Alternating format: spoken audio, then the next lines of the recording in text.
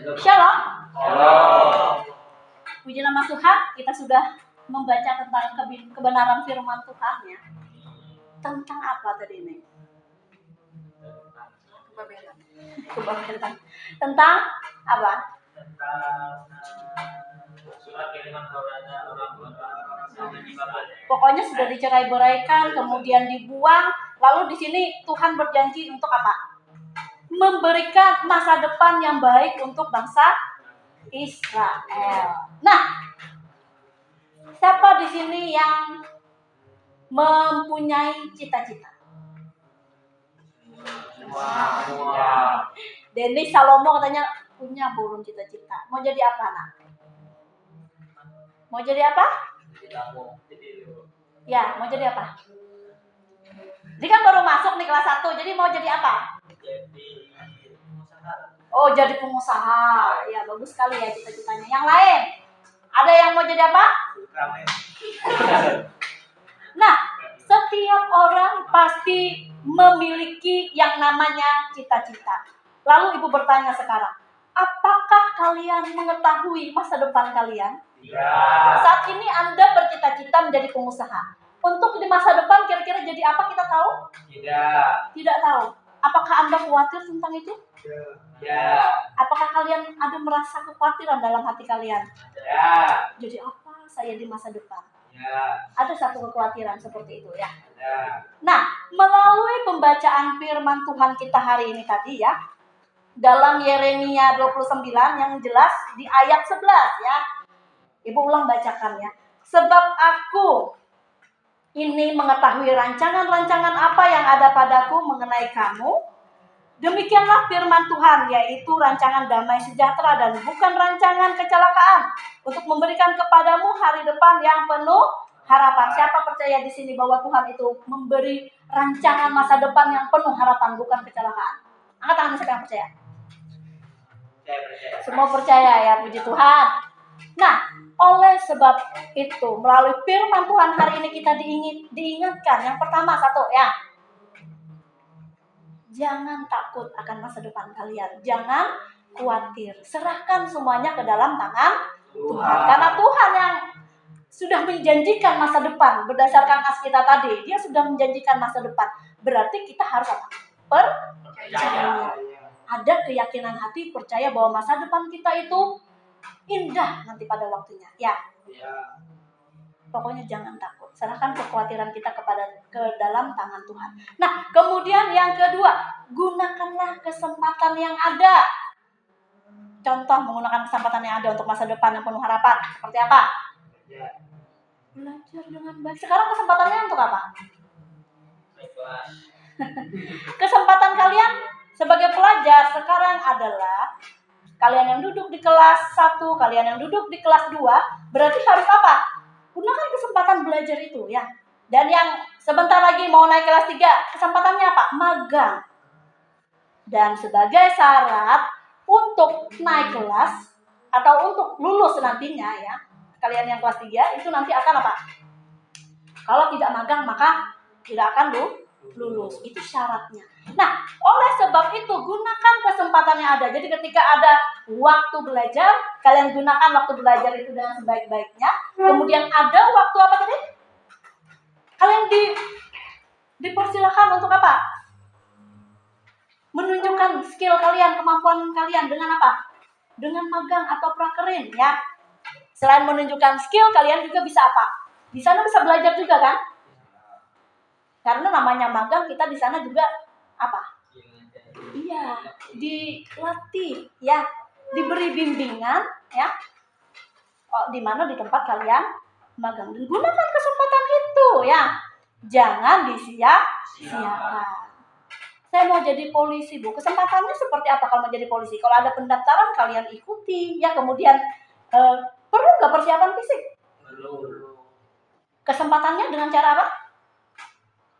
Melatih diri kalian atau melatih fisik kalian. Dari sekarang tuh sudah harus apa? Untuk fisik berarti apa tuh? Iya, kuat lari. Itu sudah harus dipersiapkan. Atau bisa berenang. Ada ya yang belum bisa berenang di sini? Nah, kalau mau jadi polisi atau tentara harus bisa ya. harus kuat lari, pokoknya kekuatan apa? Fisik. Ya. Itu kesempatan, gunakan kesempatan yang ada. Dan jangan berpikir untuk apa? Untuk mendapatkan masa depan itu dengan cara yang apa? Instan. Tidak akan bisa, maka berproseslah dari sekarang. Ya.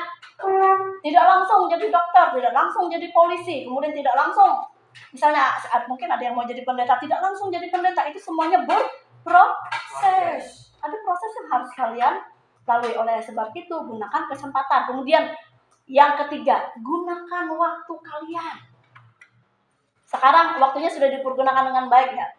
Baik. Gimana Otna? Sudah dipergunakan waktunya dengan baik? Hah? Kurang baik. Ada yang menyebutkan kurang baik. Nah, dari sekarang apabila ada yang menyebutkan, Bu, saya belum mempergunakan waktu saya dengan baik. Saya keseringan misalnya main apa? Main HP, main game, lupa belajar misalnya ya. Nah, dari sekarang bikin komitmen dalam hati kalian bahwa mulai sekarang saya mau untuk berproses ya, untuk menggunakan kesempatan, untuk menggunakan waktu yang ada supaya saya bisa berhasil di masa depan. Nah, itu Otnel ya. Bukan hanya untuk Otnel, tapi untuk semua lah. Itu berlaku untuk semua. Gunakan kesempatan, waktu tadilah. Kemudian yang berikutnya, gunakan istilahnya dalam hidup kita menghadapi yang namanya permasalahan hidup. Ada nggak di sini yang nggak punya masalah?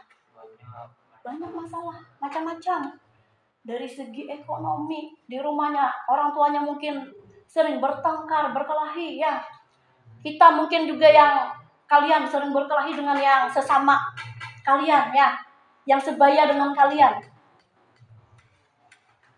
Kita punya banyak permasalahan hidup itu, tapi bagaimana kita bisa bersukacita dalam menghadapi hidup? Artinya apa kalau bisa bersukacita? Kalau orang bisa bersukacita itu artinya apa? Bersyukurlah. Nah, oleh sebab itu yang berikutnya adalah bersyukur. Siapa di sini yang tidak bersyukur? Ada orang yang berpikir, lebih baik saya mati aja, karena terlalu banyak masalah hidup saya. Ada nggak yang pernah berpikir seperti itu? Jangan sampai ya, itu orang yang tidak bersyukur, itu orang yang tidak bersukacita. Itu namanya adalah orang yang berputus asa, orang yang tidak punya semangat hidup lah seperti itu. Jadi jangan sampai ada anak-anak ibu di sini yang seperti itu. Jadi kita harus punya semangat hidup, kemudian ada sukacita, lalu hidup bersyukur dalam segala hal ya. Bagaimanapun keadaannya bersyukur ya. Bersyukur dalam segi apa aja, dalam suka, kemudian juga dalam duka. Nah, itu yang mau Ibu sampaikan hari ini. Ya. Kita tentu ya memiliki permasalahan hidup, memiliki masa lalu yang buruk. Bisa diulang nggak masa lalu yang buruk itu? Bisa nggak? Kalau bisa diulang, Bu, saya mau kembali lagi, Bu, memperbaiki kesalahan saya. Dan ternyata itu tidak bisa dilakukan ketika kita sudah ada di sekarang ini. Jangan lagi mengingat masa lalu. Masa lalu itu boleh diingat, tapi dia sebagai apa? Pembelajaran hidup. Dan jangan mengulangi lagi. Ya. Jadi pengalaman buruk ya, atau kesalahan kita di masa lalu yang tidak bisa kita ulang kembali ya, itu menjadi pengalaman kita ya, supaya kita jangan mengulang kesalahan yang sama. Kemudian untuk masa depan yang penuh harapan, jangan khawatir, tadi serahkan ke dalam tangan Tuhan, ke dalam tangan pengasihan Tuhan. Siapa yang ingin berhasil? Puji Tuhan, semuanya ingin berhasil ya.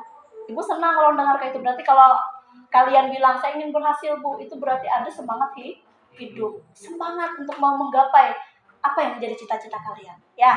Jadi kejarlah cita-cita kalian, jangan bermalas-malasan ya. Jonathan, Karopa, jangan malas-malasan kita ya. Semuanya pokoknya jangan malas-malasan. Gapai cita-cita kita dengan apa? Dengan semangat, dengan belajar yang rajin ya, menggunakan kesempatan waktu yang ada ya. Demikianlah firman Tuhan hari ini. Semoga apa yang Ibu sampaikan itu bisa bermanfaat untuk kita semua.